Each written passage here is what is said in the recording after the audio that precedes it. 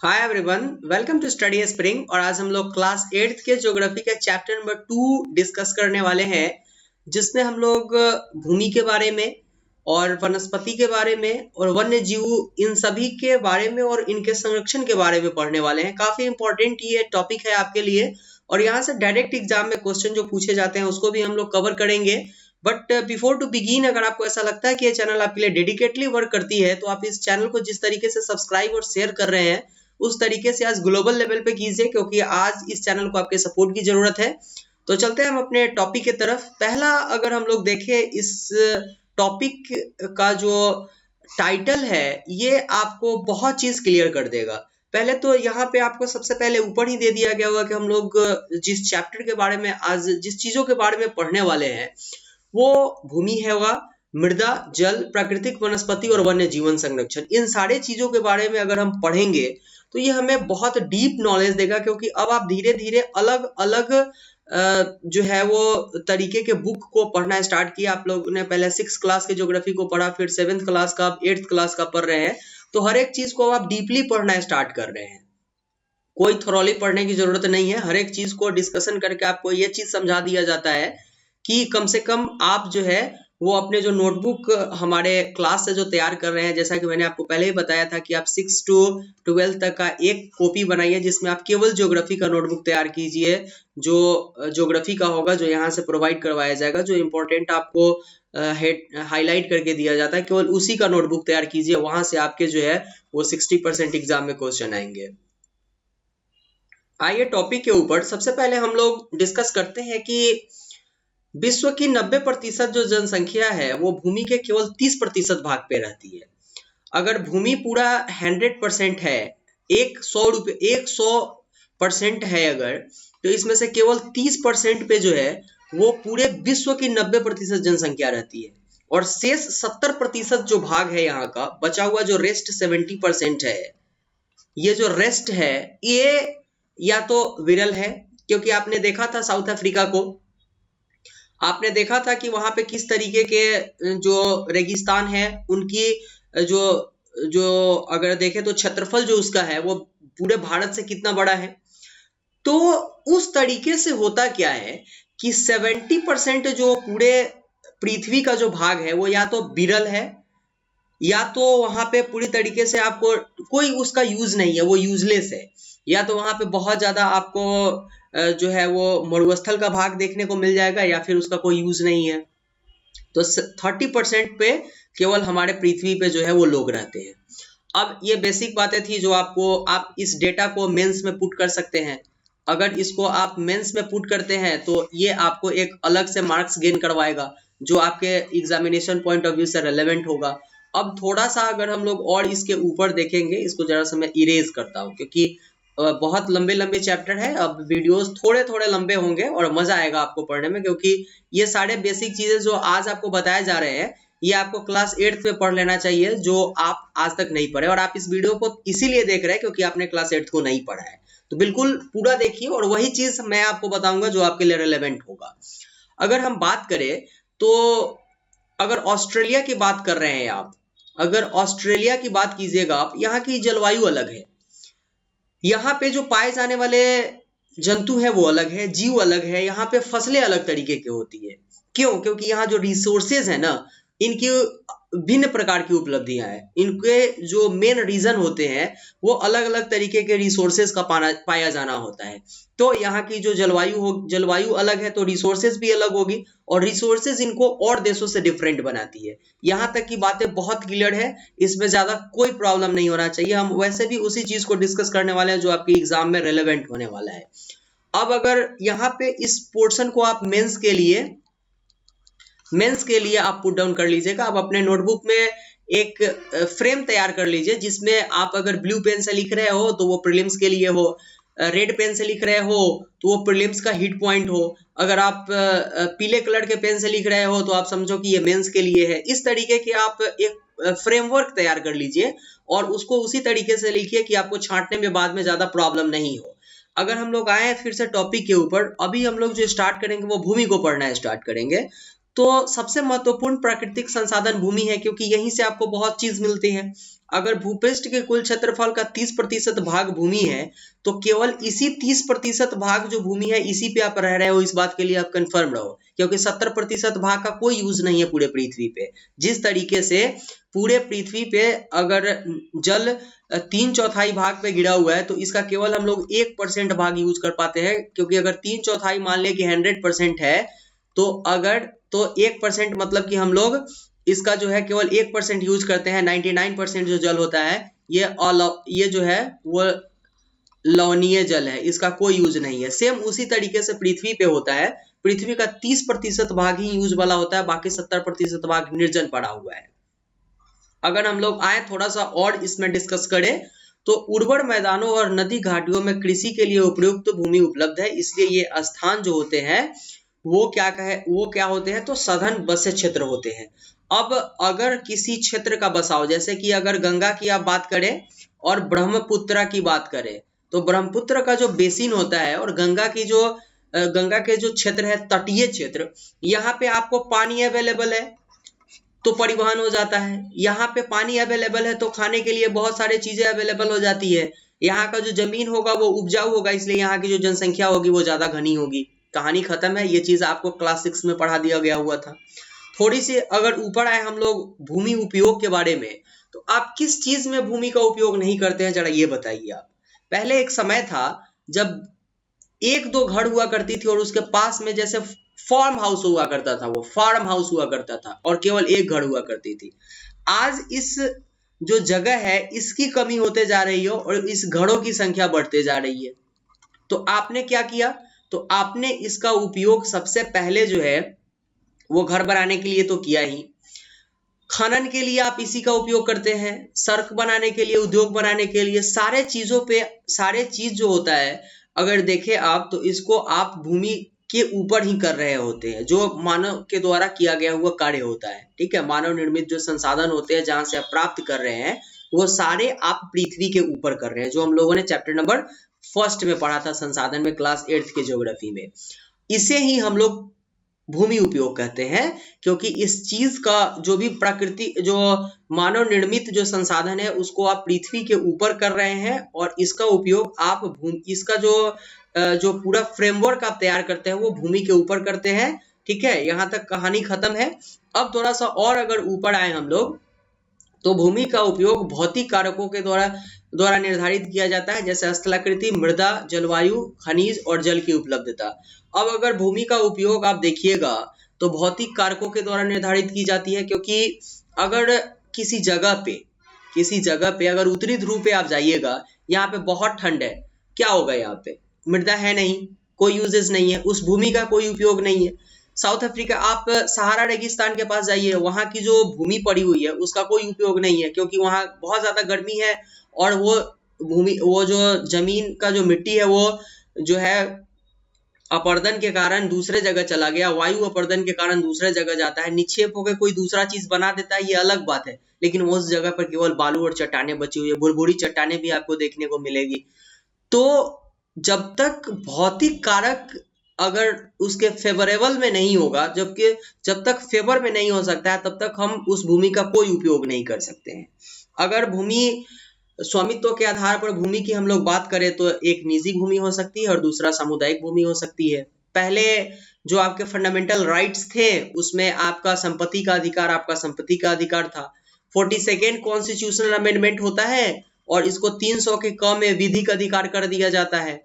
ठीक है, अब भूमि का जो अधिकार है वो आपका विधिक अधिकार है, तो एक तो आपकी निजी भूमि होगी और दूसरी सामुदायिक भूमि होगी। तो निजी भूमि पे किसी व्यक्ति का अधिकार होगा और सामुदायिक भूमि पे पूरा समुदाय का अधिकार होगा, और इसी समुदाय भूमि को हम लोग साझा संपत्ति संसाधन भी कहते हैं। यहाँ तक बातें क्लियर है, इसमें बहुत ज्यादा डिस्कशन की जरूरत नहीं है। संसाधन और उसकी मांग सदैव बढ़ती है, लेकिन भूमि की उपलब्धता बहुत सीमित है। अगर आप देखिएगा तो एक पृथ्वी है जहाँ पे अगर इस तरीके से पेड़ लगे हुए हैं और एक घर है, अगर एक घर है केवल ये, और इसमें 3 भाई हैं, तो तीनों भाई में जब बंटवारा होता है तो ऑब्वियसली इस पेड़ का जो जनसंख्या है वो कमेगा, लेकिन इस घर का जनसंख्या नहीं कमेगा। यह भारत की सबसे बोले तो गंदी राजनीति है, और जो संस्कार है वो गलत संस्कार देने के कारण इस तरीके के जो माहौल पूरे भारत में पैदा होते हैं। साथ में न्यूक्लियर फैमिली का जो मैटर होता है और कंबाइंड फैमिली का ये जो सिस्टम है पूरे भारत में, ये बहुत गलत तरीका है, जिसके कारण संसाधन का बहुत ज्यादा विदोहन होता है। तो जनसंख्या और उसकी मांग तो सदैव बढ़ रही है, लेकिन भूमि की जो उपलब्धता है, जिस 30% भूमि पे आप रह रहे हो, ये तो सीमित पड़ा ही हुआ है ना। अगर आज 1.25 करोड़ जनसंख्या है पूरे भारत की, 1.2 करोड़, ठीक है, 100 करोड़, तो ये 1.30 करोड़ हो जाएगा, लेकिन इससे कम नहीं होगा, और ये 30% का 30% ही रहेगा। तो क्या है, आपको जनसंख्या नियंत्रण पे ध्यान देना पड़ेगा, तभी आप भूमि को और ज्यादा संरक्षित करके रख पाएंगे। यहाँ तक बातें क्लियर है। और अगर हम लोग थोड़ा सा देखें तो वर्तमान में कृषि और निर्माण संबंधी जो गतिविधियों के प्रकार के कारण निम्नीकरण, भूस्खलन, मृदा अपरदन, मरुस्थलीकरण और पर्यावरण के लिए प्रमुख खतरा तैयार होते जा रहा है। क्योंकि पेड़ की और फसल जो खेती होती है उसकी एक बहुत बड़ी खासियत क्या होती है कि जब आप वर्षा होती है, आप देख रहे होते हैं इस तरीके से, जब वर्षा हो रही होती है और यहाँ पे जो वर्षा की पानी पड़ेगी, तो यहाँ जो मिट्टी है ना वो दह करके इधर तरफ नहीं आएगी। लेकिन अगर यही वर्षा का पानी यहाँ जो पड़ा हुआ मिट्टी है इस पे पड़ेगा तो ये खेत की तरफ दह करके चला आएगा। यही वर्षा का पानी अगर इस पेड़ के ऊपर पड़ेगा तो इसका जड़ इस तरीके से मिट्टी को पकड़ करके रखता है कि मिट्टी का अपरदन नहीं हो पाता है यहाँ तक, ठीक है। तो इस कारण से जैसे जैसे जनसंख्या बढ़ रही है और हम भूमि का उपयोग जो है वो और क्रियाओं के लिए कर रहे हैं, वन को काट करके, पेड़ को काट करके, वैसे वैसे पृथ्वी पे किस किस चीज का खतरा बढ़ रहा है, तो वैसे वैसे पृथ्वी पे भूस्खलन बढ़ रहा है। क्योंकि अगर पेड़ रहते हैं तो ज्यादा बारिश होने पे पेड़ जड़ में जमीन को पकड़ करके रखती है, जिससे भूस्खलन नहीं होता है, मृदा का अपरदन नहीं हो रहा है। और अगर पेड़ ज्यादा होगी तो उस जगह पे क्या होगा, वर्षा ज्यादा होगी तो मरुस्थलीकरण नहीं होगा। तो पेड़ कटने से और मानवीय गतिविधि ज्यादा होने के कारण पृथ्वी पे भूस्खलन, मृदा अपरदन और मरुस्थलीकरण का सबसे बड़ा खतरा अवेलेबल हो रहा है अभी, जो बन करके आ रहा है। वो यही रीजन है और इसका सबसे बड़ा कारण जनसंख्या का बढ़ना है। और इसमें ये बहुत क्लियर वे में दिखाया गया हुआ है। पहले जो गांव हुआ करता था कुछ इस तरह का हुआ करता था, फिर ये नगर बना, फिर ये थोड़ा सा और बड़ा नगर बना, और जब ये शहर बना तो यहाँ पर कुछ इस तरीके से आपको थोड़ी सी कृषि और थोड़ी सी वन आपको यहाँ पे दिखाई देगी। ऑब्वियसली ये पार्क है, कौन रिस्पॉन्सिबल है इसके लिए आप खुद समझ सकते हैं। और अगर हम लोग भूमि संसाधन के संरक्षण की बात करें, जो सबसे ज्यादा इंपॉर्टेंट है और सस्टेनेबल डेवलपमेंट में भी इसकी बहुत बड़ी भूमिका है, तो उसको अगर हम लोग देखेंगे तो बढ़ती जनसंख्या इसकी सबसे बड़ी खतरा है, यहाँ तक कोई शक नहीं है। और इस प्राकृतिक संसाधन को समाप्त होने का जो खतरा जो इसके ऊपर पड़ा हुआ है वो केवल बढ़ती हुई जनसंख्या के कारण है। तो इस कारण से जनसंख्या को नियंत्रित करना सबसे ज्यादा जरूरी है। अब अगर हम लोग मृदा की बात करें तो पृथ्वी की जो ऊपरी सतह है इस पे जो दानेदार, ठीक है ना, कणों का जो आवरण होता है, इसी को हम लोग मृदा बोलते हैं। और इसका निर्माण जो होता है वो चट्टानों से प्राप्त खनिजों और जैव पदार्थ जो होते हैं उसके जैव पदार्थ जो हैं उसके तथा भूमि पर पाए जाने वाले खनिजों से होता है, ठीक है, मृदा का निर्माण। अब थोड़ा सा अपक्षय को देखें, अपक्षय क्या कहलाता है, तो तापमान परिवर्तन, तुषार क्रिया, पौधे, प्राणियों और मनुष्य के क्रियाकलापों द्वारा अनावरित शैलों का टूटना क्षय कहलाता है। कहानी खत्म है, इसमें बहुत ज्यादा चीज देखने की जरूरत नहीं है, क्योंकि जब बहुत ज्यादा तापमान बढ़ेगा तो कभी कभी देखते हुएगा सेल टूट जाता है बहुत ज्यादा गर्मी से। जिस तरीके से बहुत ज्यादा गर्मी होने पे नारियल का तेल पिघलता है ना, उसी तरीके से सेल भी टूटता है। तापमान में परिवर्तन होता है, तुषार आते हैं, और पौधे और प्राणियों के लिए जो मानवीय क्रियाकलाप हो रहे हैं, इन सारे के कारण क्या होता है कि सेल टूटती है, और उसी को हम लोग क्षय बोलते हैं। ये अपने आप में एक बहुत बड़ा शब्द है। और अगर आप देखिएगा तो केवल 1 सेंटीमीटर मृदा को बनने में सैकड़ों वर्ष लग जाती है। तो उस मृदा को, उस जो मृदा है उसका उपयोग हम किस तरीके से उसके ऊपर घर बना करके कर रहे हैं और उसका क्या यूजेस होने वाला है आगे के समय में, ये आप बहुत अच्छी तरीके से जानते हैं क्योंकि अब आप 8th क्लास के स्टूडेंट हैं। बाकी अगर हम लोग देखेंगे मृदा के निर्माण के लिए जो मृदा के निर्माण को प्रभावित करने वाले जो कारक होते हैं उसको अगर हम लोग देखें तो ये सारी चीजें आपको बहुत बेसिक रूप में डिस्कस कर दिए गए हुए हैं, क्योंकि एक मृदा के निर्माण को प्रभावित करने वाले जो कारक होते हैं वो ऑब्वियसली प्राकृतिक तौर पे भी होते हैं और मानव तौर पे भी होते हैं। अगर मानव जनसंख्या को बढ़ाएगा तो भी पेड़ कटेंगे और वो पेड़ क्या करेगा कि पेड़ के कटने से इस मृदा पे इफेक्ट पड़ेगा, और जब पेड़ कटेंगे तो प्राकृतिक रूप से जब जो यहाँ का जो टेम्परेचर होगा जिसको हम लोग ग्लोबल वार्मिंग बोलते हैं वो बढ़ेगा तो वो भी मृदा को प्रभावित करेगा। तो इस तरीके से ये सारे फैक्टर्स जो है वो मृदा को प्रभावित करते हैं। बाकी अब हम लोग आते हैं मृदा निर्माण के जो कारक होते हैं उसको देखने के ऊपर। ये बहुत इंपॉर्टेंट है और यहाँ से जो है यूपीएससी क्वेश्चन पूछ लेती है, यहाँ से यूपीएससी क्वेश्चन पूछ लेती है, वो भी डायरेक्ट क्वेश्चन पूछती है न कि स्टेटमेंट में। तो अगर देखें तो मृदा के निर्माण का मुख्य कारक सेल जो है ना, कारक जनन सेल का स्वरूप और जलवायुवीय कारक होता है, क्योंकि सेल के अपर्दन निक्षेपण ये सारी जो क्रियाएं होती है इससे मृदा का ही निर्माण होता है। और अन्य कारक की अगर हम लोग बात करें तो स्थलाकृति जैव पदार्थों का भूमिका और मृदा निर्माण के संगठन में लगा समय अलग अलग स्थानों में भिन्न भिन्न होता है, जिसके कारण मृदा की क्वालिटी भी अलग अलग जगहों पे अलग अलग होती है। ये बातें क्लियर हो गई। मृदा निम्नीकरण और संरक्षण के जो उपाय हैं इसमें बहुत इंपॉर्टेंट जो बातें आती हैं उसमें यह है कि सबसे पहले तो हम लोगों को जनसंख्या नियंत्रण करना पड़ेगा। और आज जिस तरीके से मृदा का क्षरण हो रहा है ये प्रकृति के ऊपर बहुत बड़ा खतरा है, क्योंकि मृदा जो है ना वो पानी के साथ बहते हुए अगर नदी में जाएगी तो नदी का जो वाटर लेवल होगा, इस तरीके से आप देखिए नदी का जो वाटर लेवल है यहाँ पर गाद बैठता जाएगा और वाटर लेवल ऊपर आएगा, जिसके कारण इसके कैचमेंट के जो बाहर का एरिया होगा यहाँ पे भयानक तरीके से जो है वो बाढ़ आना आएगा। तो इसलिए हमको ये जो है ना मृदा क्षरण को रोकने के लिए सबसे ज्यादा जो इम्पोर्टेंट चीज है वो है वनों का लगाना। हम जितना वन लगाएंगे उतना मृदा क्षरण कम होगा। बाकी अगर मृदा के निम्नीकरण में सहायक कारक वनोन्मूलन, अतिचार, रासायनिक पर्यावरण और कीटनाशकों का अधिक प्रयोग, वर्षा दोहन, भूस्खलन इत्यादि को माना जाता है, क्योंकि इन्हीं सभी कारणों से जो है वो मृदा का क्षरण बहुत ज्यादा होता है। बाकी अगर हम लोग बातें देखें तो इसमें जो कृषि के प्रकार हैं वो भी इसके जो है क्षरण को रोकती है। पेड़ पौधे लगाने के तरीके, जहां से एग्जाम में एक भी क्वेश्चन नहीं आती है तो इसको डिस्कशन करने की बहुत ज्यादा जरूरत एक्चुअली में है नहीं।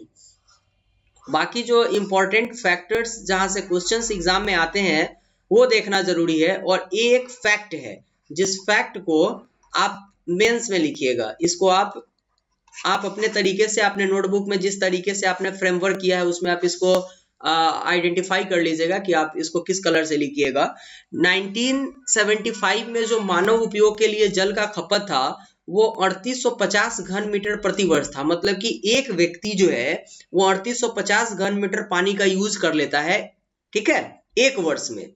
अब वही 2020 में 6000 घन किलोमीटर प्रति वर्ष हो गया हुआ है मानव का उपयोग। क्लियर है यहां तक?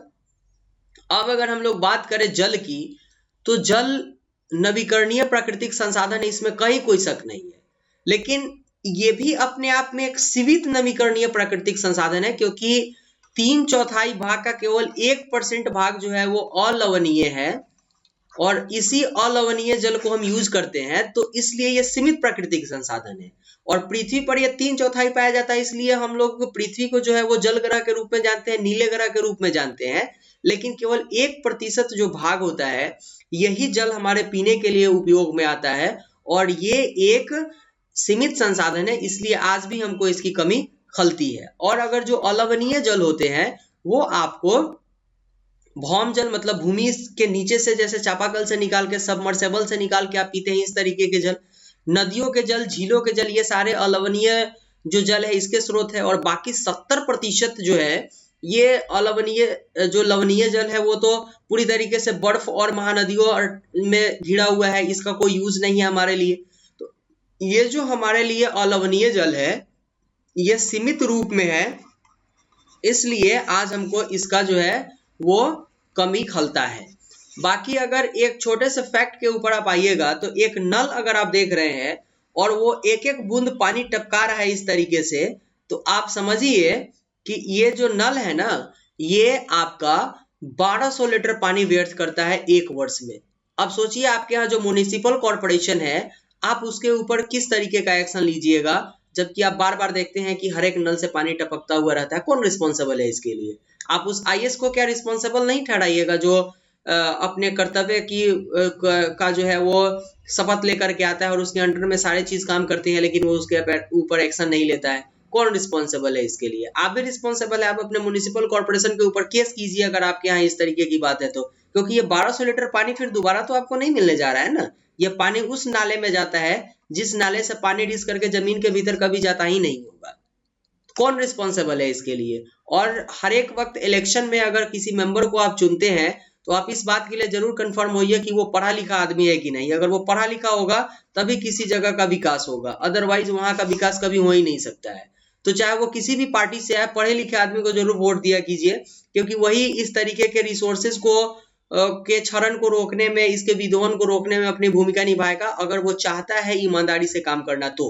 बाकी थोड़ा सा और इसके ऊपर डिस्कस अगर करेंगे तो एक सबसे शॉकिंग जो है ना, भारत में जो नागरिक है प्रतिदिन 150 लीटर पानी उपयोग कर जाता है। क्या इसको हम कम नहीं कर सकते हैं? क्यों नहीं कम करेंगे? काहे नहीं कम करेंगे? अगर अगर हम ये चीज सोच ले कि हमको इसको कम करना है तो क्यों नहीं कम करेंगे? आप पीने के लिए अप्रोक्स 3 ही लीटर पानी यूज करते हैं और नहाने के लिए 20 लीटर पानी यूज करते हैं। कौन रिस्पॉन्सिबल है इसके लिए? आप शौचालय जाने में 40 लीटर पानी यूज कर लेते हैं फ्लशिंग के साथ। बर्तन वस्त्र धोते हैं तो 40 लीटर पानी खत्म कर देते हैं। बर्तन धोते हैं 20 लीटर पानी खत्म कर देते हैं। बागवानी में 23 लीटर पानी खत्म कर देते हैं। तो इस बागवानी वाले 23 लीटर को आप 40 लीटर कर लीजिए, क्योंकि बागवानी में हमें पानी खपत की जरूरत है, और नहाने में और कपड़ा धोने में पानी की खपत को कम कीजिए। तो ये चीज जरूरी है। यहाँ से आप जो है जब तक इस चीज को यूज नहीं कीजिएगा तब तक हमारे जो रिसोर्सेज है, जो पानी की कमी है, वो कभी खत्म नहीं हो सकती है हमारे यहाँ। अगर पृथ्वी पर जल नहीं पृथ्वी की अगर हम लोग बात करेंगे तो जल तो सीमित है, ये बढ़ नहीं रहा है, घट भी नहीं रहा है। और ये होता क्या है कि इसका एक चक्र होता है जिसको हम लोग जल चक्र बोलते हैं। वायु गर्म होती है, ऊपर जाके संघनित होती है, वर्षा होती है। ये सारा अपने आप में एक जल चक्र है। तो ये तो उतना ही है। हो सकता है कि जो अगर आप देखें तो एक महासागर से उठा हुआ पानी उसी जगह पर बार बार जो है वो वर्षा के रूप में आकर के रह जाता होगा। हो सकता है ये जल चक्र कहलाता है। लेकिन जनसंख्या जिस तरीके से बढ़ रही है, वो 150 लीटर पानी अगर रोज यूज कर रहे हैं स्टार्ट करेगी तो फिर ये इसका क्या मतलब बनेगा? इसकी तो कोई वैल्यू ही नहीं रह जाएगी। और सौराष्ट्र प्रदेश में 1.25 लाख जनसंख्या वाला अमरेली एक जगह है, ठीक है ना, जो पानी खरीदने के लिए पूर्णतः निर्भर है। इसको पानी नहीं मिल पाता है, ये पानी खरीद के पीता है। कौन रिस्पॉन्सिबल है इसके लिए? यहाँ के लोग, क्योंकि इन्होंने भौम जल को इस तरीके से बर्बाद किया कि यहाँ पे पानी है नहीं। कुछ टोपोग्राफी यहाँ का इस तरीके का है कि यहाँ पानी अवेलेबल नहीं हो पाता है। ये सारी बातें हैं। जल की उपलब्धता की समस्या की अगर बात कीजिएगा तो विश्व में कई ऐसे देश है जहाँ पे पानी की कमी है, जिसमें अफ्रीका, पश्चिम एशिया, ये सारे हैं। यहाँ के टोपोग्राफी कुछ इस तरीके के है कि यहाँ पे पानी की कमी होती है और अक्सर ये देश सूखा पड़ जाता है, क्योंकि टोपोग्राफी ही कुछ इस तरीके का है। यहाँ का जो आप भौतिक स्वरूप देखिएगा वो इस तरीके का है कि यहाँ पे पानी की कमी हो जाती है। ये लोग पानी खरीद करके पीते हैं। लेकिन भारत में जहाँ पे भौम जल अवेलेबल है, यहाँ का टोपोग्राफी उस तरीके का है, वहां पर अगर यमुना नदी में आप करोड़ों का कचरा फेंकिएगा, आप गाद फेंक दीजिएगा, इसमें आप जो है वो अपने फैक्ट्री से निकलने वाले जो वेस्टेज होते हैं उसको इसमें फेंक दीजिएगा, तो इस पानी का यूज कहाँ होगा? आप इसी में आकर के कपड़ा धोइएगा, आप इसी में आकर के सीमेंट का कचरा फेंक दीजिएगा, तो इस पानी का यूज क्या कर रहे हैं आप?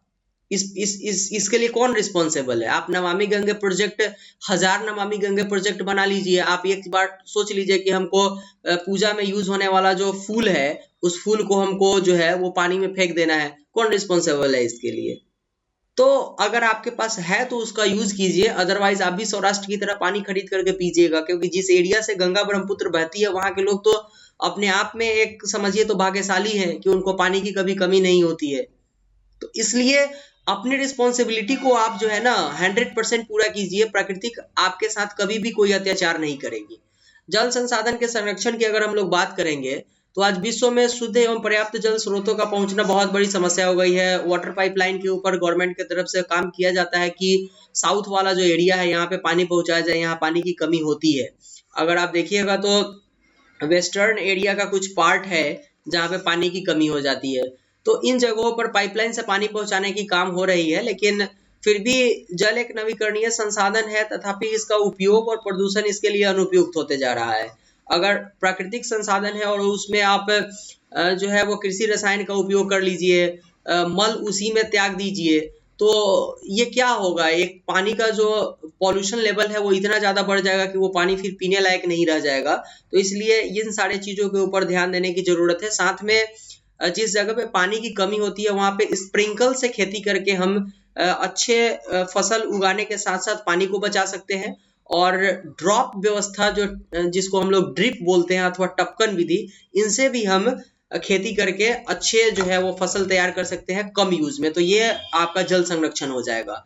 और प्राकृतिक वनस्पति और जीव की अगर हम लोग बात करें तो भारत डाइवर्सिटी से भरा हुआ एक देश है, और यहाँ पर जिस तरीके से लोग अलग अलग है उस तरीके से जीव जंतु भी अलग है, क्योंकि टोपोग्राफी हर एक जगह का अलग अलग है यहाँ पे। तो यहाँ पे क्या होगा कि विभिन्न तरीके के जंतु भी पाए जाते हैं। और जैव मंडल की एक नई परिभाषा अगर आप देखिएगा तो प्राकृतिक वनस्पति और वन्य जीव केवल स्थल मंडल एवं जैव मंडल और वायुमंडल के बीच ही रह सकते हैं। ठीक है ना। तो अगर आप देखिएगा तो प्राकृतिक वनस्पति और वन्य जीवन की अगर बात कर रहे हैं तो ये केवल स्थल मंडल पे, जल मंडल और वायुमंडल, जहां पे ये तीनों होगा वहीं पे अवेलेबल होगा। और इस तीनों को मिला के हम क्या बोलते हैं, जैव मंडल बोलते हैं। ये वीवीआई है, और इस वीवीआई को आप मेंस के लिए लिख लीजिएगा। ये आपके मेंस के टॉपिक है जहां से आप इसको पुट डाउन करके जैव मंडल को और 1 नंबर एक्स्ट्रा ले सकते हैं आप। बाकी अगर हम लोग इसके ऊपर आएंगे तो बहुत तरीके के जीव एक दूसरे के ऊपर डिपेंडेंट रहते हैं। जैसे अगर आप सांप को देखिएगा तो ये सांप जो है वो क्या करता है कि चूहा को कम करता है। ठीक है। अदरवाइज अगर ये चूहा को कम नहीं करता तो चूहा क्या करता, तो ये चूहा जो है हमारे फसल को बर्बाद कर देता। ठीक है। चूहा जो है वो फसल खाता है, खराब फसल को, इसके एवज में ये अच्छे फसल को भी खा जाता है। ठीक है। तो इस तरीके से हर एक जो जंतु है वो एक दूसरे के ऊपर डिपेंडेंट है, जिसको हम लोग बोलते हैं परितंत्र। और अगर हम लोग देखें तो जिन पशुओं का उपचार डिक्लोफेन, एस्प्रिन अथवा इब्रुप्रोफेन जैसे पीड़ानाशी से किया जाता था, उनके उपमार्जन उपरांत गिद्ध किडनी खराब होने से मर जाते थे। मतलब इसके खाने के बाद किडनी खराब हो जाता था गिद्ध का और वो मर जाता था। ठीक है ना। इस तरीके के जो नेम है ये थोड़ा बायोलॉजिकल नेम है और इसमें थोड़ा सा प्रॉब्लम होता है इसको बोलने में। इसमें कोई ज्यादा दिक्कत की बात नहीं है, लेकिन फिर भी इसके उपयोग में होता क्या था कि गिद्ध मर जाता था, इसलिए इसके उपयोग को कम कर दिया गया। कुछ ब्रह्म कमल के चित्र आपको दिए गए हुए हैं, और कुछ लोग जो आज भी बिहार से अलग है और उन जगहों पे है जहाँ पे आज जो है वो दारू मिलते हैं। तो किंग फिशर एक दारू होता था जिस शराब के ऊपर आपको जो है वो इस चिड़िए का फोटो दिखाई देता था, जिसको हम लोग किलकिला बोलते हैं। इसका इंग्लिश नाम किंग फिशर है। ये भी आपको इंडिया में देखने को मिल जाएगी। तो इंडिया एक्चुअली में डाइवर्सिटियों से बड़ा हुआ देश है। यहाँ पे हर एक जगह पे टोपोग्राफी चेंज होने के साथ साथ आपको अलग अलग चीज मिलेंगे। प्राकृतिक वनस्पति की अगर वितरण का हम लोग बात करें तो हम लोग ऑलरेडी वन को देखे थे, हम लोग घास को देखे थे, और हम लोग वन और घास दोनों को देखे हुए थे। फिर इसके साथ साथ वनों के प्रकार को भी हम लोगों ने देखा था कि वन कितने प्रकार के होते हैं। और फिर ये वन हो गया, घास हो गया, और टुंड्रा तरीके के जो पौधे होते थे उनको भी हम लोगों ने देखा था। इन सारे चीजों को हम ऑलरेडी पढ़ चुके हैं। तो ये अपने आप में एक अलग भूमिका निभाते हैं डाइवर्सिटी, मतलब टोपोग्राफी चेंज होने पर अलग चीजों को दिखाने में। तो जहाँ पे भारी वर्षा होगी वहां पे वृक्ष विशाल होते हैं, क्योंकि उनके जड़ों को प्रॉपर रूप में पानी मिलते हैं और वो बहुत लंबे लंबे हो जाते हैं। ठीक उसी तरीके से कम आर्द्रता होती है वैसे वृक्ष के आकार में कमी होती है और उनकी सघनता में भी कमी हो जाती है। उनकी सघनता मतलब उनका जो एक तरीके से बोलिए ना कि उनकी संख्या में कमी होती चली जाती है। फिर जिस जगह पे बिल्कुल कम वर्षा होती है वहां पे आपको कटीली झाड़ियां देखने को मिल जाएंगी। तो ये सारे चीजें हैं। और शीत प्रदेश या फिर ध्रुवीय प्रदेश में आपको लाइकेन के पौधे जो है उस तरीके की चीज मिल जाती है। तो ये तो हम लोगों ने क्लास 7th में ही पढ़ लिया था, इसको ज्यादा डिस्कस करने की जरूरत नहीं है। मेन बात जो यहाँ पे आती है वो कुछ इस तरीके का है कि बढ़ती जनसंख्या के पोषण के लिए फसलों को उगाने के लिए वनों को मतलब एकदम बेसमार रूप से काटा जाता है। आप अगर ऐसा समझते हैं कि जो पेड़ है ये आपका अपना बेटा है, आप क्या उसको काट पाते? नहीं काट पाते।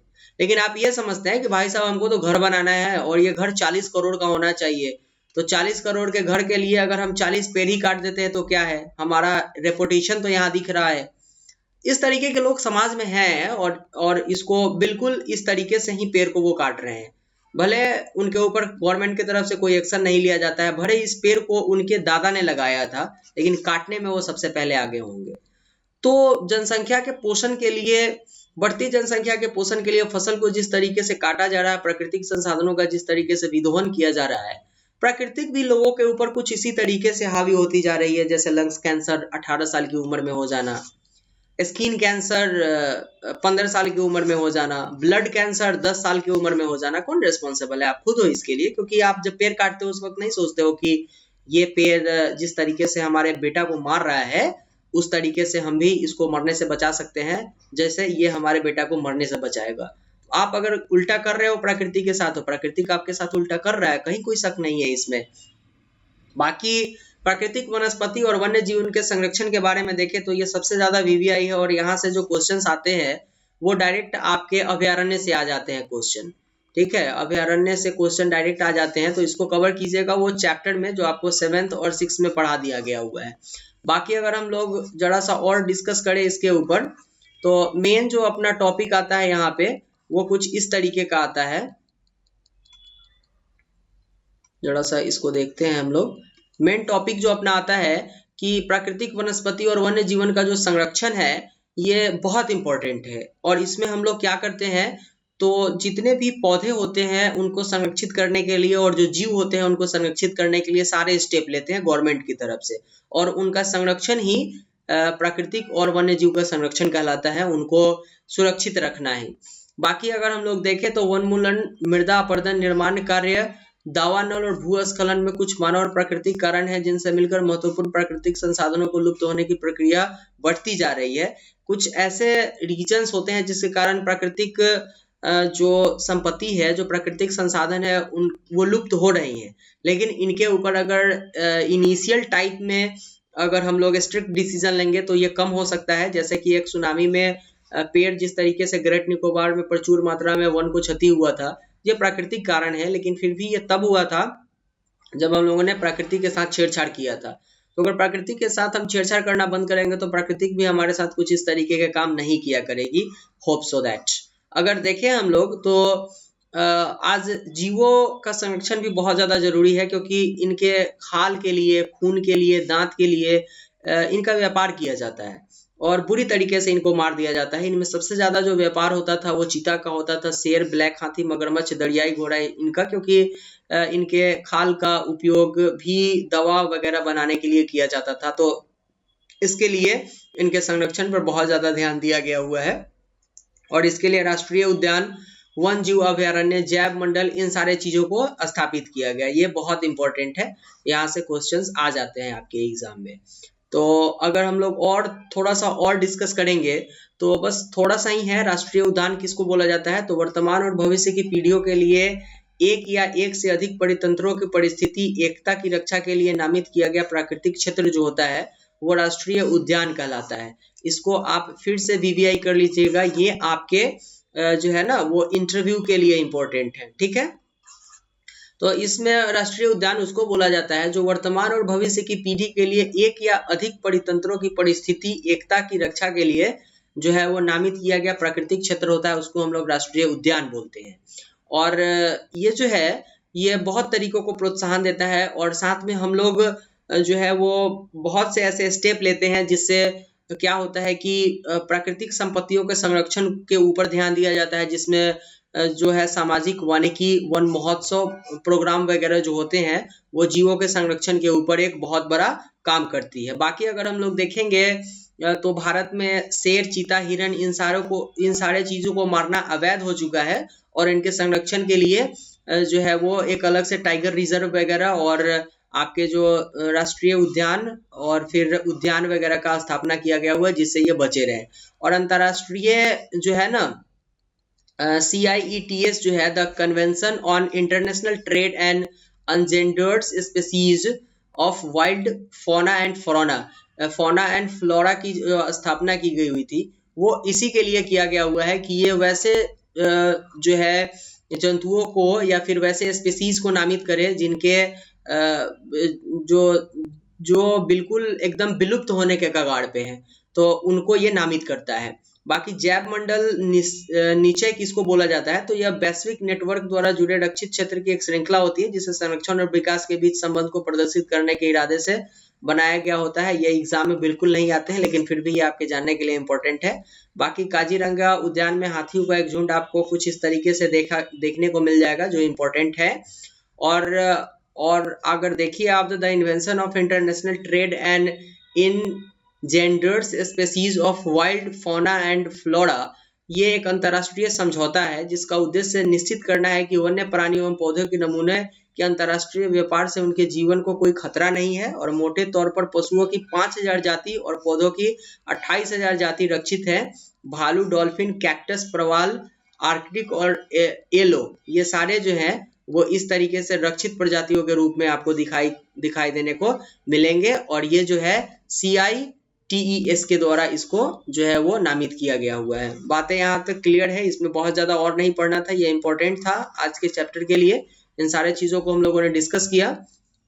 तो ये था क्लास 8 का चैप्टर नंबर 2, और नेक्स्ट वीडियो में हम लोग चैप्टर नंबर 3 को डिस्कस करेंगे। लेकिन उससे पहले अगर आपको ऐसा लगता है कि चैनल आपके लिए डेडिकेटली वर्क करती है, तो प्लीज चैनल को सब्सक्राइब और शेयर कीजिए, क्योंकि हमारे मोटिवेशन का कारण होता है। और जिस तरीके से आप इस चैनल को प्रमोट कर रहे हैं अपने हिसाब से, वो हमारे लिए बहुत सराहनीय है, एक सराहनीय वर्क है हमारे लिए। तो मिलते हैं फिर से नेक्स्ट वीडियो में, तब तक के लिए थैंक यू एंड गुड।